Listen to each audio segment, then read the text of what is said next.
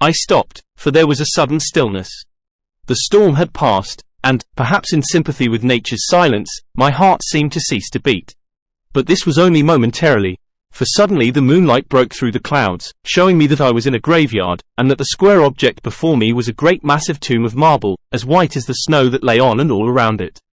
With the moonlight there came a fierce sigh of the storm, which appeared to resume its course with a long, low howl, as of many dogs or wolves.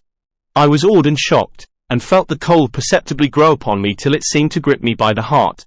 Then, while the flood of moonlight still fell on the marble tomb, the storm gave further evidence of renewing, as though it was returning on its track. Impelled by some sort of fascination, I approached the sepulchre to see what it was, and why such a thing stood alone in such a place. I walked around it, and read, over the Doric door, in German, Countess Dolingen of Gratz in Styria sought and found death 1801. On the top of the tomb, seemingly driven through the solid marble, for the structure was composed of a few vast blocks of stone, was a great iron spike or stake. On going to the back I saw, graven in great Russian letters, "The dead travel fast." There was something so weird and uncanny about the whole thing that it gave me a turn and made me feel quite faint. I began to wish, for the first time, that I had taken Johann's advice. Here a thought struck me, which came under almost mysterious circumstances and with a terrible shock. This was Walpurgis Night. Walpurgis Night, when, according to the belief of millions of people, the devil was abroad, when the graves were opened and the dead came forth and walked. When all evil things of earth and air and water held revel. This very place the driver had specially shunned. This was the depopulated village of centuries ago. This was where the suicide lay. And this was the place where I was alone, unmanned, shivering with cold in a shroud of snow with a wild storm gathering again upon me. It took all my philosophy, all the religion I had been taught, all my courage, not to collapse in a paroxysm of fright. And now a perfect tornado burst upon me. The ground shook as though thousands of horses thundered across it. And this time the storm bore on its icy wings, not snow, but great hailstones which drove with such violence that they might have come from the thongs of Balearic slingers. Hailstones that beat down leaf and branch and made the shelter of the cypresses of no more avail than though their stems were standing corn. At the first I had rushed to the nearest tree, but I was soon fain to leave it and seek the only spot that seemed to afford refuge, the deep Doric doorway of the marble tomb. There, crouching against the massive bronze door, I gained a certain amount of protection from the beating of the hailstones, for now they only drove against me as they ricocheted from the ground and the side of the marble. As I leaned against the door, it moved slightly and opened inwards. The shelter of even a tomb was welcome in that pitiless tempest, and I was about to enter it when there came a flash of forked lightning that lit up the whole expanse of the heavens. In the instant, as I am a living man, I saw, as my eyes were turned into the darkness of the tomb, a beautiful woman, with rounded cheeks and red lips, seemingly sleeping on a bier. As the thunder broke overhead, I was grasped as by the hand of a giant and hurled out into the storm. The whole thing was so sudden that, before I could realize the shock, moral as well as physical, I found the hailstones beating me down. At the same time I had a strange, dominating feeling that I was not alone.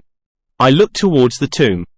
Just then there came another blinding flash, which seemed to strike the iron stake that surmounted the tomb and to pour through to the earth, blasting and crumbling the marble, as in a burst of flame. The dead woman rose for a moment of agony, while she was lapped in the flame, and her bitter scream of pain was drowned in the thunder crash. The last thing I heard was this mingling of dreadful sound, as again I was seized in the giant grasp and dragged away, while the hailstones beat on me, and the air around seemed reverberant with the howling of wolves. The last sight that I remembered was a vague, white, moving mass, as if all the graves around me had sent out the phantoms of their sheeted dead, and that they were closing in on me through the white cloudiness of the driving hail. Gradually there came a sort of vague beginning of consciousness, then a sense of weariness that was dreadful. For a time I remembered nothing, but slowly my senses returned. My feet seemed positively racked with pain, yet I could not move them. They seemed to be numbed.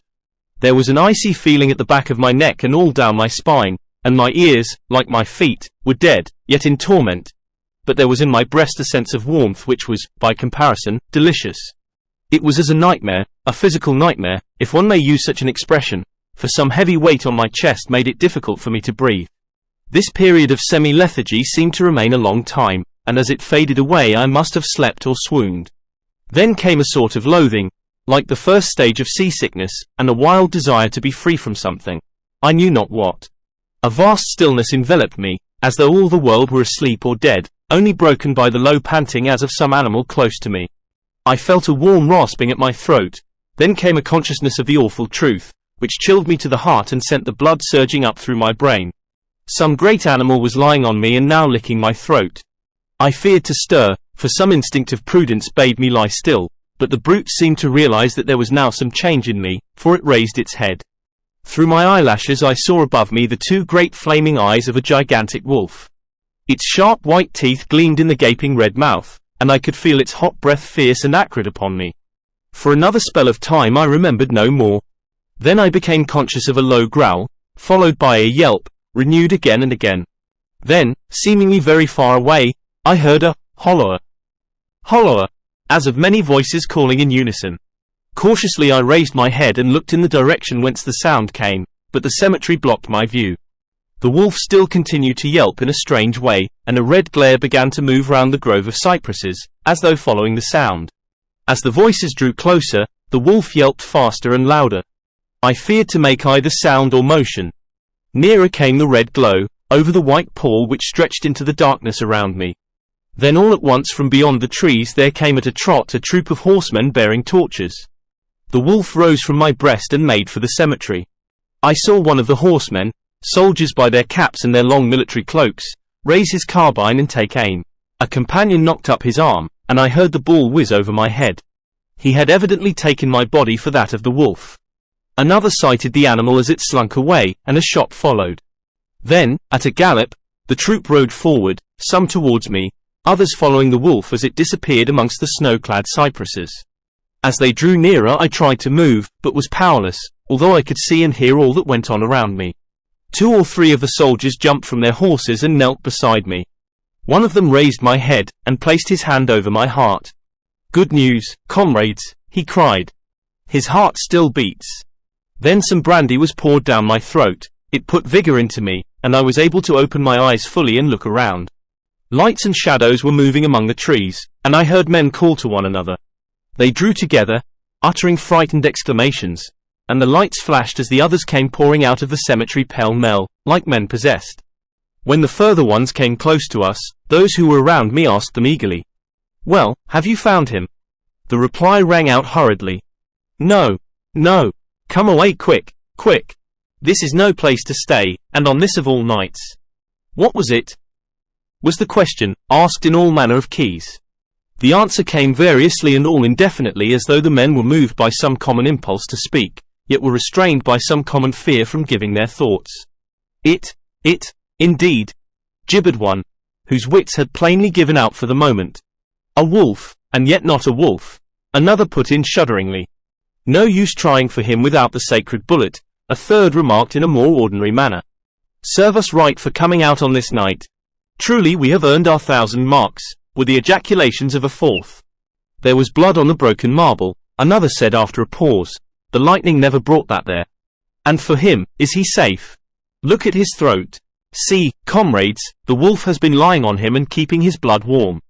The officer looked at my throat and replied, "He is all right. The skin is not pierced." "What does it all mean? We should never have found him but for the yelping of the wolf." "What became of it?" asked the man who was holding up my head, and who seemed the least panic-stricken of the party, for his hands were steady and without tremor. On his sleeve was the chevron of a petty officer. "It went to its home," answered the man, whose long face was pallid, and who actually shook with terror as he glanced around him fearfully. "There are graves enough there in which it may lie. Come, comrades, come quickly. Let us leave this cursed spot." The officer raised me to a sitting posture, as he uttered a word of command. Then several men placed me upon a horse. He sprang to the saddle behind me, took me in his arms, gave the word to advance, and, turning our faces away from the cypresses, we rode away in swift, military order. As yet my tongue refused its office, and I was perforce silent. I must have fallen asleep, for the next thing I remembered was finding myself standing up, supported by a soldier on each side of me. It was almost broad daylight, and to the north a red streak of sunlight was reflected, like a path of blood, over the waste of snow. The officer was telling the men to say nothing of what they had seen, except that they found an English stranger, guarded by a large dog. "Dog? That was no dog," cut in the man who had exhibited such fear. "I think I know a wolf when I see one." The young officer answered calmly, "I said a dog." "Dog," reiterated the other ironically. It was evident that his courage was rising with the sun, and, pointing to me, he said, "Look at his throat. Is that the work of a dog, master?" Instinctively I raised my hand to my throat, and as I touched it I cried out in pain. The men crowded round to look, some stooping down from their saddles, and again there came the calm voice of the young officer. "A dog, as I said. If aught else was said we should only be laughed at." I was then mounted behind a trooper, and we rode on into the suburbs of Munich. Here we came across a stray carriage, into which I was lifted, and it was driven off to the Quatre Saisons, the young officer accompanying me, whilst the trooper followed with his horse, and the others rode off to their barracks.